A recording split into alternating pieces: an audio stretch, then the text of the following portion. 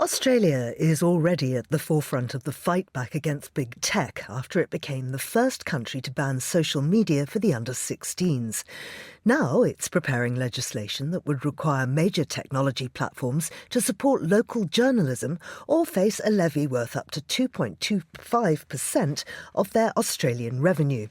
Well, from Sydney, I'm joined now by Adam Hancock, who's a journalist who reports for NPR, Al Jazeera and a regular voice here on Monocle Radio. Adam, good to have you back with us. Can you give us the detail of this proposal?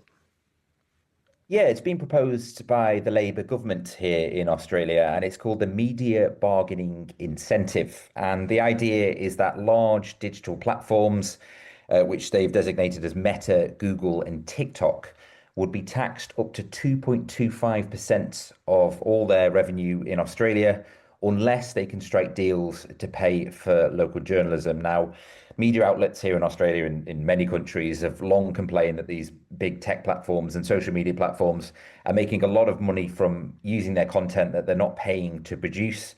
So under this legislation, any tax that is raised from that 2.25% would then be distributed out to local news organizations.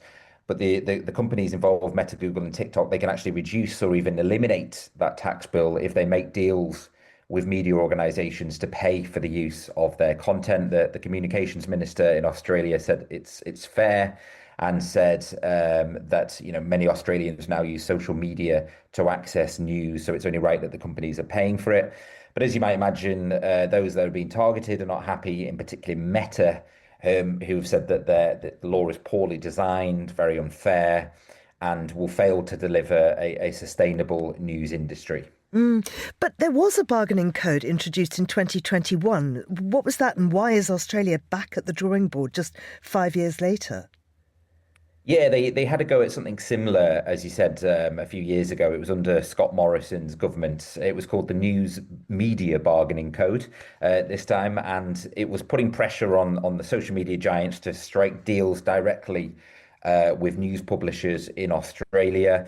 It initially did have some success. Meta signed a lot of deals with big Australian news outlets.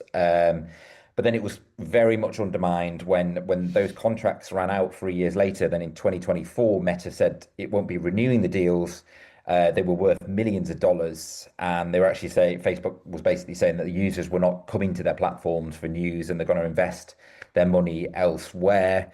And that then reduced funding for many Australian news outlets, which have got used to receiving these fundings. And there was a lot of questions then about the effectiveness of the law, and basically platforms could use a loophole where they could walk away from the contracts, or they could just remove news content entirely from their platform. So I think now it's very much back to the drawing board.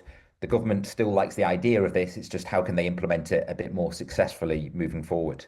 And there are a few key companies that are actually excluded from this. Microsoft, Snapchat, OpenAI, they're all exempt. Why is that? And could it undermine the government's case?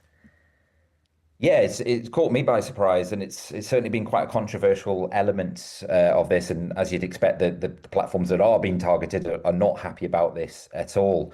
And the main reason really why the likes of Microsoft and OpenAI have been exempt from this is the government are saying that they're not primarily news distribution platforms or have the functions to distribute news, whereas they've looked at Meta, Google and TikTok, and they've said that they have a large revenue in Australia, large numbers of domestic users, and they rely heavily on sharing news from various sources.